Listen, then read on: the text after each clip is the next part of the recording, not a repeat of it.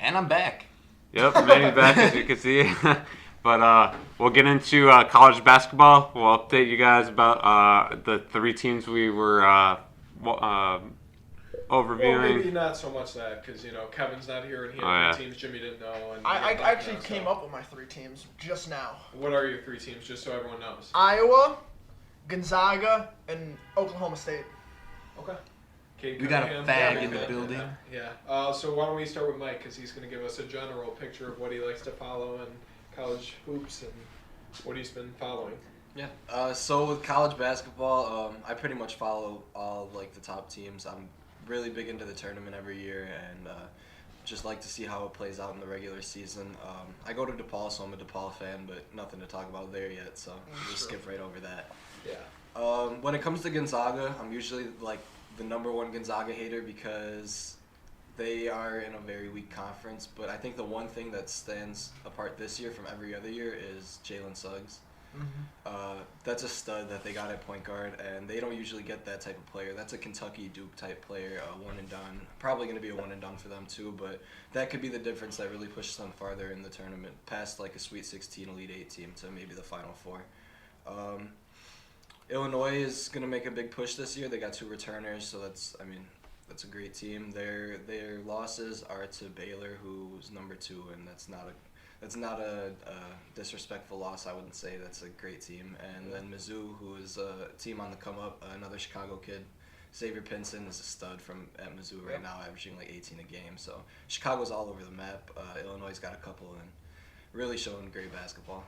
That's what I don't understand, with local teams like Loyola, DePaul, Illinois, how can you not just get these Chicago guys? I mean, you look at the Chicago Public League, you look at even the East Suburban Catholic or whatever, right. And there's a ton of studs that you can just I get. mean, you have the local appeal. If you had the chance to go to Duke, would you go to Duke? Yeah, I understand that. Those are for the super elite players, but you still have a good number of players that you can easily have commit to your teams. It's Alabama's football team, 90% of their rosters from Alabama. I mean, and they're still ranked top 3 every year. Well, because in the South, football just is everything. That's true. It's like a religion. It's a religion over there. Okay, that was just a point I wanted to bring up. We're not going to get too much into that. But Manny, do you have, or no, wait, Jimmy, you're kind of new, so what did you have props for the segment?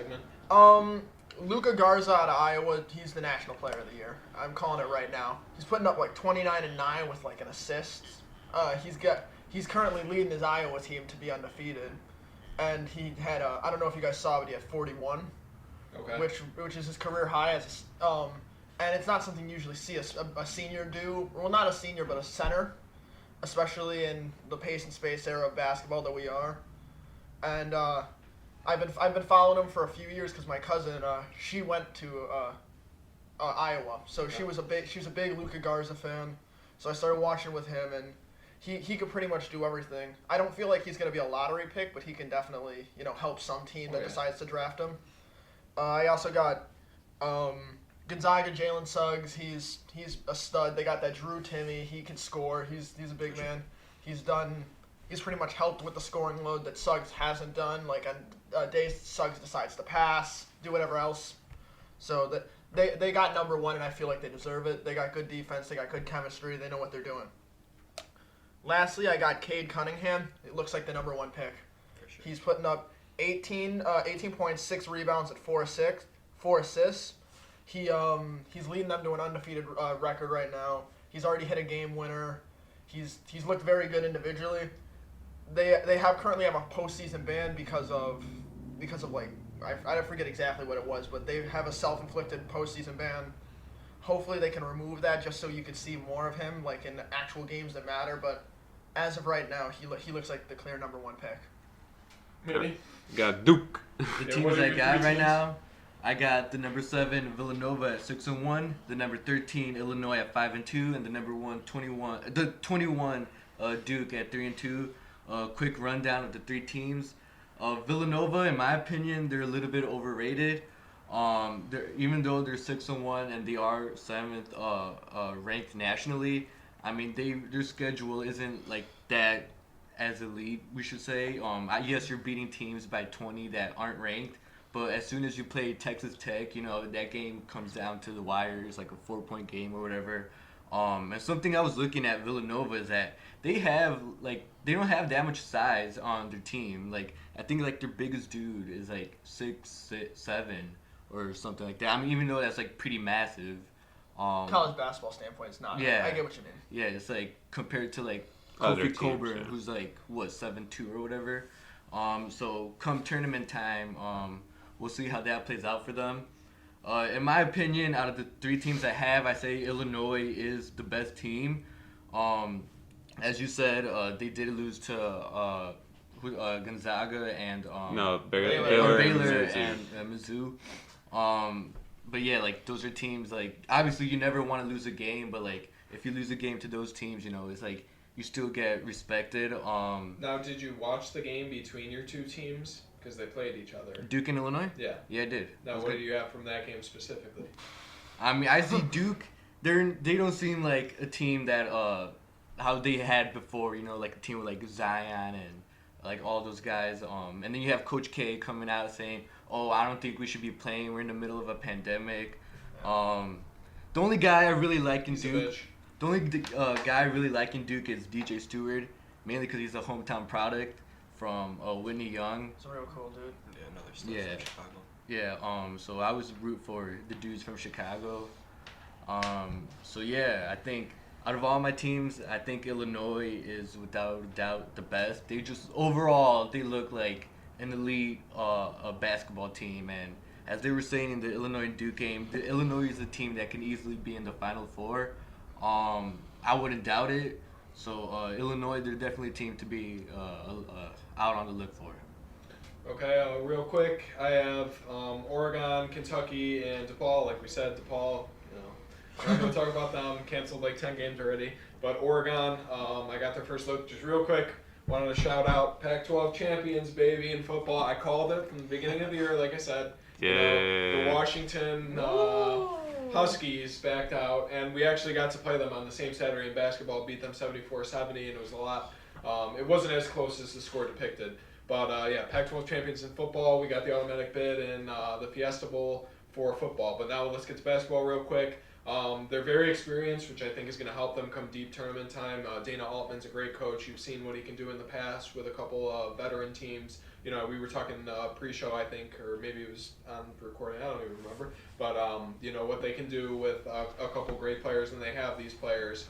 They're very long and athletic. They run a very effective 1-2-2 press, turning into like a 2-3, 3-2, where they can really speed up teams and dictate pace. That comes in help in tournament time, and that's what they did against Seton Hall. And in tandem with that, they shot the crap out of the ball from 3. And they have a lot of players. They have Nelson Figueroa and Chris Duarte in the backcourt. They can shoot it. Their big guys can shoot it. Like Dante, his last name is, or something. I mean, he can shoot the crap out of the ball. He's just a pure athlete. They have a lot of great players. They're 6-1 right now. Or 5-1, I apologize. They lost to Missouri. That was their opening game. And as we said, Missouri is a very good team. Yeah. They're very underrated. They're settling in now. They're on a streak. Their schedule hasn't been great so far, but now we're getting into more Pac-12 and conference games. But legitimately make them, you know, look out for them and come tournament time. They'll win the Pac-12. I mean, as they have in past years. And then in tournament time, I think they'll grab maybe like a 4 or 5 seed, and they'll take a pretty deep run. I got a question for you about Oregon.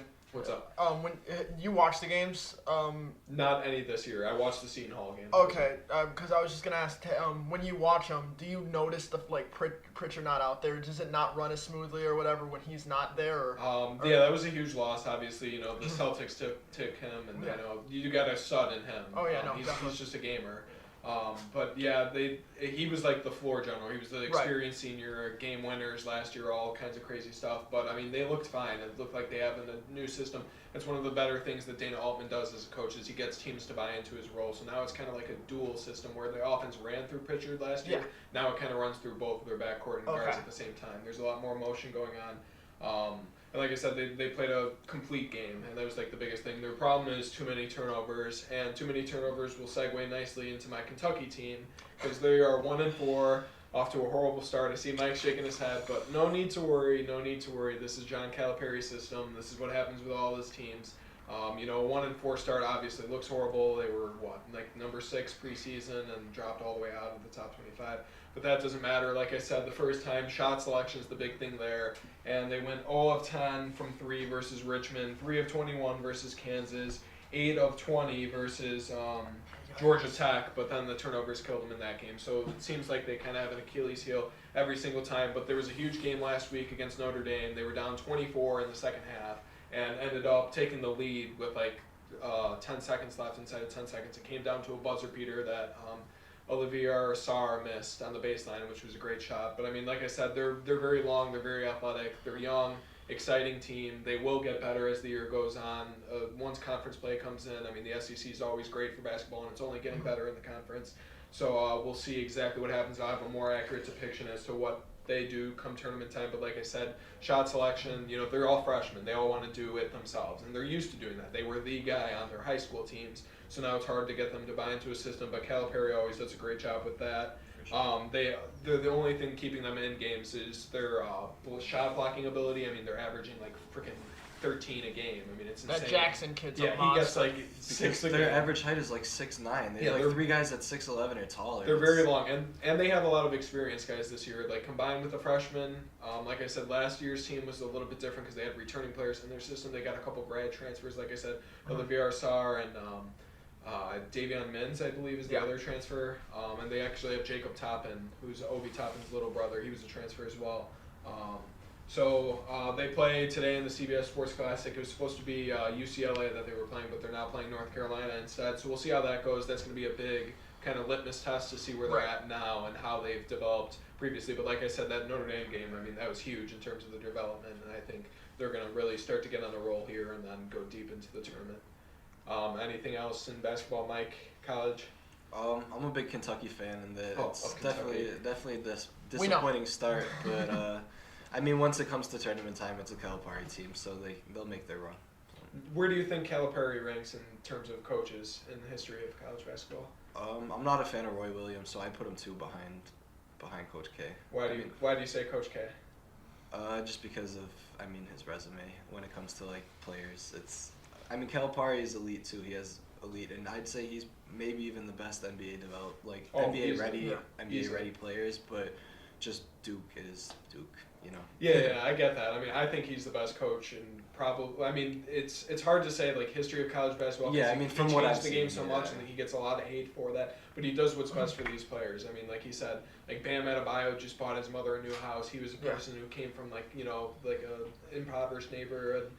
Growing up as a kid, and he gives these kids the chances. And you're a freshman, you got to do what's best for you. It's not about the program. It's go to the NBA as soon as you can, once you're ready. And they all buy into that system. So that's why I think he's a lot better. I mean, you look at the players. Manny always, Coach K, the player development.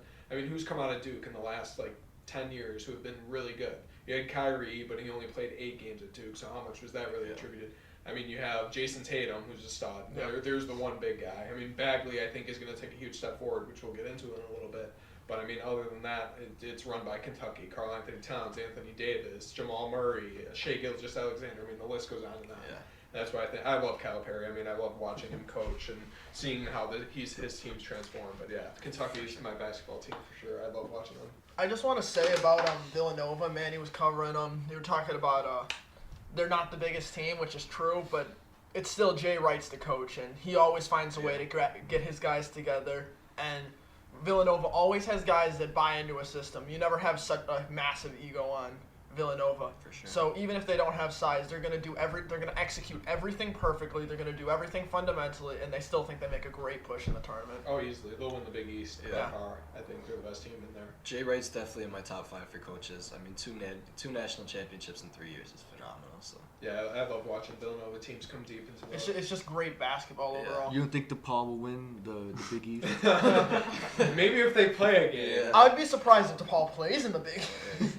Yeah, I mean, they had, last year, I mean, we were talking before the show, I mean, we were excited about those teams. Like, Mike went to the Texas Tech game. I know Tim was at the game. Tim came home. He's like, man, DePaul is great. Like, it was such a good game. And I'm like, they had big names. Charlie Moore, Paul Reed, who was drafted in the first round. I mean, they had the players, and they just collapsed. And I get the Big East is a great conference. I mean, it might be the best in college basketball. Maybe not this year. I think that goes to the Big Ten. But, I mean, that's an elite conference. But, Right. I don't see DePaul doing much damage this year.